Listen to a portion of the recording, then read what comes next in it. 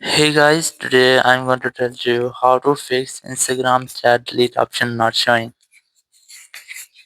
If you're using Instagram and you're trying to delete any chat from your Instagram, but you're facing the issue that your delete option is not showing, so let's see how can you fix that issue.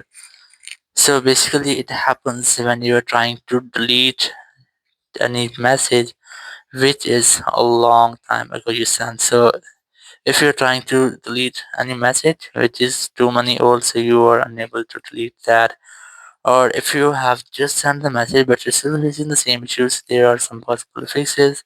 So the very first thing is that you just have to open your app store, go for search, and here you just have to search for Instagram, and you have to make sure that you haven't any pending updates for your Instagram app. If you find any pending updates here, try to update your apps. After updating, your issue must be fixed. If it's still not fixed your issue, you just have to go back from here and try to make a force restart to fix minor glitches. Now to do that, you have to quickly press on this volume up, then volume down, then press on the power button and wait for your phone until its screen goes fully black.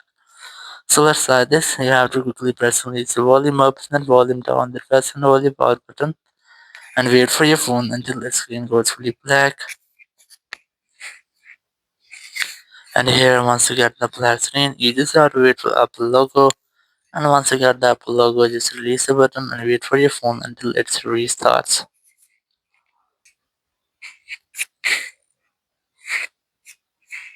So after restarting, you just have to unlock your phone, and here you have to check if your issue has been fixed or not.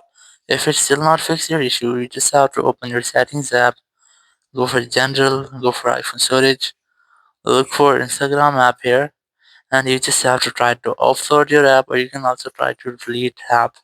So it might be that there will be any bug or any malware into your Instagram app.